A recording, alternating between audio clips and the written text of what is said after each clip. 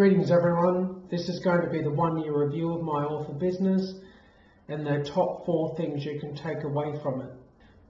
Now I'm going to pretty briefly go into my author career for the last year. How should I put it? My first book that I'd spent thousands of dollars and hundreds of hours, maybe even thousands, I don't know, was in like across a 2-year period that I did it, flopped hard. And by flopped hard, I mean it sold 50 copies at the, as of now, like a year later, and book 2 sold 26 copies. I did make a box set of that, and it sold about 15 copies, and it's had about 15,000 page reads. So my book that cost me thousands of dollars, my first book, has made me maybe $200 if I'm lucky, American that is. So. So that was my first book, Ed or Lost Son. It came out on November 15th, and from day one I'd made a mistake. I'd wanted it to come out on November 20th because that's when I was going to run promotions and all that type of stuff. And yeah, I'd stuffed up on the pre-order things. I didn't know what I was doing, and it came out on November 15th with no promotion. And obviously it dropped out there. It had like 1 or 2 sales or something, then it sank pretty much. By the time November 20th came around, I did a free promotion based on another author's advice. They were a romance writer, and then it actually did pretty well for free. And then when it came back to the paid store, it ended up with absolutely terrible also boughts, and it never even got decent also boughts. So I'd stuffed up the launch completely. I'd spent so many hours not only making the book, but I researched marketing and how to launch a book and all this type of stuff, and I guess got some bad advice in that. Not so much in the book side of things, just other authors talking to me, I guess. And yeah, anyway, long story short, a lot of time and effort was put into my Lost Son books, my first books, and they failed hard. So I made the decision that, you know, as they'd failed so hard, that I needed to write to market and actually get a hit book. And then I could use that money to invest in my business, because, you know, I was deep in the red then, obviously, with all the money I spent in the Lost Son books. So that's where Vidio Online came from, my second book series. And I mean, when I didn't have much money at the time, so I had to get cheap covers. I got stock art basically, and then I paid separately for someone to put the typography on it. And then I released those books. I wrote books 1 and 2 before I released them, and they came out. Book 1 came out on April 19th, and book 2, I believe, was April 25th. Now, they were gaining momentum. They did pretty well from the start, and they were gaining momentum. And then May came around, and May 8th specifically, I always get that word wrong, and I got hit for page reads. Amazon at the time was hitting people for page reads. They were claiming page reads were scammed. And lit RPG, the genre that Vidio Online is in, got hit hard. Lots of authors lost a lot of money. I lost about $400 or $500 the first time. People were being terminated. It was like absolute chaos in the lit RPG author community. It was a bad time. Some people got terminated too. They've since had their accounts reinstated, but yeah. It was a really bad time, and because I was worried about my Amazon account, I demanded to be pulled out of Kindle Unlimited, and I took my books wide. Like on the day just before it got hit for page reads, I'd made $80, I think it was $80, $90 Australian, which is about $60 US. And I was thinking, geez, this is great. If I could have like 3 or 4 books doing this, I could be doing this full time easily. So, you know, I was riding the emotional high of it, and then it was just basically smacked down to the ground basically by Amazon. And I went wide, and going wide was a massive learning of experience, and it was just an absolute pain. Like, anyway, there was a lot involved in that, and my books weren't selling. Like, they just plummeted on Amazon because they pulled out of KU. And yeah, it was a bad time. And then when things weren't going well, my book disappeared for a couple of days on Amazon. Like, it's mostly a forgotten Amazon drama now, but for a while their books were disappearing. And like, by the time it came out of that, it had plummeted like 70,000 in the ranks on the US store. And anyway, May and June were definitely bad times for my author career and for lit RPG in general. And anyway, I was pretty bummed out for a few months after that, say July and August. I decided I was going to re-release my Lost Son books, and I just spent the time editing that, doing low-level stuff because I was pretty bummed, like I said, bummed out. I wasn't making any money wide. I didn't have the money to promote wide. It wasn't until Amazon paid me up for Vasari Online that I even had money to invest in my Author business. So yeah, it was pretty bleak times. January was the worst before Vasari Online even came out. I made like $3 US in January. So yeah, Vasari Online's actually in profit now, thankfully. But yeah, it was definitely dark times. So anyway, by August, late August, I had gotten myself together and I started writing a book called Raid Slayer, which was originally just going to be a short erotica story, a bit like the Goddess Tamer books. And it kind of just grew from there on the advice of a big name author. I made it into a full-length book, and that series, or that book I should say, book one, has done phenomenally well. And yeah, it really took off, and it's made me a lot of money. My Author business is in profit, even though I think I've spent like $5,000 or more. About $4,500 US in book cost for this year. And I suppose a bit before this year for the editing as well, and I'm actually in profit by a couple of $1,000s. So that's how well Raid Slayer has done for me. And since Raid Slayer came out, I released Vasari Book 3, which was another mistake. I should have just went straight into Raid Slayer 2, but yeah, I mean, anyway, I needed to get that series done, I suppose. I do plan on releasing Vasari Online next year, so it's a benefit to have Book 3 done. I just should have capitalised more on the Raid Slayer success. That said, Raid Slayer is still doing well. It's hanging around 20,000 in the US store at the moment, so I'm really hoping to get Book 2 of Raid Slayer out later this month or early next month to capitalise on its success. So my year has had its highs, like Raid Slayer's definitely been the high, but that was tempered by the fact I figured I'd be hit for page reads by Amazon, but I haven't been, so like Raid Slayer was 6 times the success of Vasari, and yet Amazon's let it slide, and yet they hammered Vasari so hard. But Raid Slayer has been the high, Vasari was the high, and the really bad times, like after Ed or Lost Son and Dawn of the Lost Son, my second book in that series failed hard. That was the lows. And then being hit for page reads after having success and thinking, this is it, I've made it. Then bang, it was like over. That was the lows. So yeah, both highs and lows. It's been a full-on year. I've learnt so much. So what can you take away from my first year of publishing? I've really narrowed it down to 4 big things that should help you as a new writer.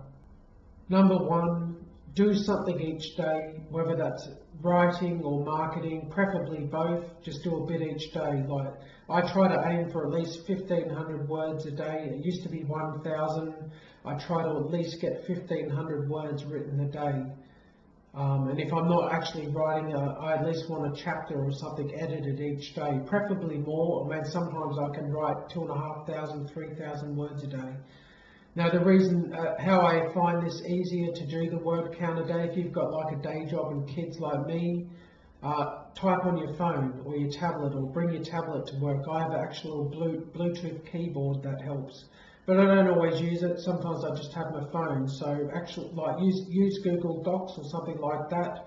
Whenever you've got like a few minutes to spare, just type some words down basically. And you'll be amazed that, you know, at the end of a workday I might have 1,000 words done. So that means when I come home I've only got to get 500 words done, and then I'm done for the day. So find the time to write. It only has to be a few minutes. I mean, if you've got the mindset that you need 2 hours to write, you need to break that mindset basically. If you've got a busy life, you don't have all the time in the world to write, break the mindset that you need 2 hours or something like that. Just remember, like whatever you write is your first draft. It can all be fixed in editing too. So if you really can't break the mindset, you need 2 hours. Write what you can, and then, you know, when you do have 2 hours, then edit it to make it better. So time management is definitely something you need to be aware of as a new writer, or any writer really, and maximise your time. I mean, I still have a long way to go on that note, but I definitely I'm doing a lot better at it now than I used to do at it. Do a bit each day is what it comes down to. The second one to take away from it is when you go to release your first book, if you've spent a lot of money or time doing that first book, then probably don't release that as your first book. And you know, that probably sounds stupid, but trust me, when I released Dead or Lost Son, I had a lot riding on it, thousands of dollars, hundreds of hours, whatever, and then it failed. Had I have released a shorter book that was, you know, not as much money invested into it, and learned what I can of actually uploading a book, the basics of marketing, of categories of keywords, like everything else you need to know, how to write a good blurb, all that type of stuff, I probably would have done the Lost Son books a lot better. So release a short story, a novella, or even like a 20,000 word book or something like that. Learn all you can on that. Don't have much writing on it because it most likely will fail. And then go to release your main book. Like I said, some people release their first book and it's an explosive success.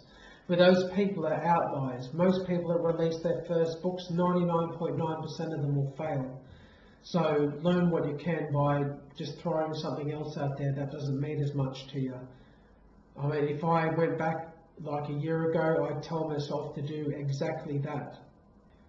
Number 3, don't get overwhelmed when you go to release a book. There's so much information out there, like on marketing, on keywords, on covers, on category, like whatever you can think of. Like there's probably a zillion things on it, and with a zillion different people's opinions. Don't let yourself get overwhelmed before you start release your first book. That's what I did. I was reading books on marketing, watching videos. I was building a mailing list. I had a book up for free on Insta Freebie, so I was learning all that, how to use all that. I was trying to learn keywords and categories and covers and whatever. I was completely overwhelmed. I had a website too, and I did that pretty early on. But well, yeah, it was so much to learn, and I just felt stressed out when I released the book. And you know, I made mistakes as well, probably because I was stressed out. And you know, that just added to my negative feelings toward my launch, basically, when it didn't go so well. So keep a narrow focus when you go to release your first book, basically. Like I said, release a junk book that you don't care of and learn the basics so you don't feel as stressed for when you release your main book. Focus when you do on the small things. I'd say the biggest focus, like when you go to release the book you actually care about, would be cover, blurb, and making sure the look inside, like the first few thousand words or whatever, is really captures the reader. Those would be the 3 most important things I'd suggest you focus on for your first book that you actually care about. Because all of them are important. The cover has to capture the reader's attention. The blurb needs to go make it enough that they're willing to look inside the book. And then the beginning of the book has to be interesting enough that they might actually buy it. So those 3 things. Then you can focus on things like AMS ads are important. I'd say that should be another focus once you've got those first 3 done. And then the categories and keywords are probably, I put equal importance to categories and keywords. I have made a video on how you can get put into up to 10 categories on Amazon. I think it's called How to Be Put Into Extra Categories on Amazon, or something like that. So watch that video. And the keywords, I've made videos on keywords as well. Watch my videos, how to release an Amazon bestseller, if you want more information on them. Those things are the important parts, but definitely the first 3, the cover, the blurb, and the look inside, are the most important. Don't let yourself be overwhelmed. Keep your focus narrow, because trust me, being overwhelmed just added to my stress and problems like early on, basically. And yes, I've learned a lot since then, and a lot of it's second nature to me, like the stuff I used to, I guess, had to learn once, but just do it gradually. Trust me, gradually is so much better and easier for everyone. The next tidbit is know your audience before you release your book that you actually care about. Like, ideally, if you're lucky, you've written to an already built-in audience. Say you love epic fantasy, you've written an epic fantasy book like Lord of the Rings, that's perfect. You know who your target audience is. If you're unlucky like me and you wrote a mishmash of genres or whatever, you're going to have a harder time trying to find that audience. So preferably before you release your book, have an idea of what audience you want to focus on. So that'll make, like, when you get the cover, you know what type of cover to get. Look at your genre you're choosing to target. Say, I'll just use epic fantasy because that's what I did.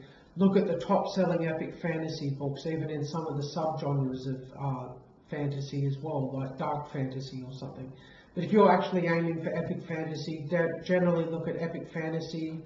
I assume you're an indie writer. Look at indie books. Don't look at traditionally published books. It's important you look at indie books because often there's a difference between what indie books have and what traditionally published books have. So try to know your audience before you release the book, because it'll make it so much easier when you go to run ads like AMS ads, or to write when you're writing your blurb, make it like the other major selling books in that series or whatever. I mean, in that genre. It'll just make things so much easier if you can identify what your target audience wants before you release your first book. And it will increase your chance of finding success and saving a lot of money on running ads and just the heartache of trying to find your target audience, because I never really did with Dead or Lost Son, and that was my biggest mistake. Yet when I released Visaria Online and Raid Slayer, I knew who the target audience was, like lit RPG readers and heroin readers with Raid Slayer. So that made things so much easier when getting keywords for AMS and knowing my keywords when I uploaded my book and everything. So that's very important. So they're my 4 biggest takeaways from my first year of self-publishing. Now I'm going to briefly go into my sales and give you an overview of that, and both in Australian and US dollars. I hit my target of $8,000 Australian, so I'm glad of that, and hopefully for next year I'm going to double what I earned this year, but we'll see. Okay, here's my book report for my first year's total income, $8,120.24 Australian this is. So that's a pretty damn good first year's effort, I think. My best month was October, which made $3,974. This month, so far of November, I've made just under $600. Now my best seller by far has obviously been Raid Slayer, and it sold $6,149. It has 615,000 page reads, $4,104 in KU royalties, and $2,007 in sales royalties. Visaria Online is my second bestseller, $1,152, so a lot less than Raid Slayer. And then all the rest have made all different amounts, none of them more than $1,000. My lowest earning book so far is Rage of a Lost Son at $5.37, and that's a 99-cent book. Most of the other books, some of them aren't for sale anymore, like Ruins of a Lost Son, which made $10.58. That's no longer for sale. That's actually my reader magnet book if you join my newsletter. Fall of a Lost Son is actually free now, so again, not for sale anymore. But none of my Lost Son books have done very well. The box set, which is books 1 and 2, has done the best at $192. Here's the figures in US dollars. $5,878 is what I earned in my first year of self-publishing. October was $2,843 US, and so far this month I've made $429. Raid Slayer has made $4,394 in US dollars, and yeah, that's that's quite a bit. And most of that is profit, probably like $3,800 or so of that is pure profit, which is great. Visaria has made $863, so nearly heading toward $1,000 US. So I think I've been lucky, and I think I've had a damn good year considering, like, you know, before Raid Slayer came out, my best-selling book was Visaria Online, and that's probably made a good $100 since Raid Slayer came out. So it's a lot different now, my fortune, since Raid Slayer came out, and you know, it's amazing how much one book can make such a difference type thing. I mean, it says it's 74.8% of my entire income, just Raid Slayer. So yeah, that's pretty crazy. So next year's target is to beat this by double. So I guess that'd be, I'd want over like say $12,000 or something like that before the end of the second year. I mean, really, I'd love to earn a hell of a lot more than that, basically. But I'm pretty happy with what I've achieved this year. I've definitely fought a bit of burnout and all the the negative stuff that happened, and I've climbed my way out of the hole.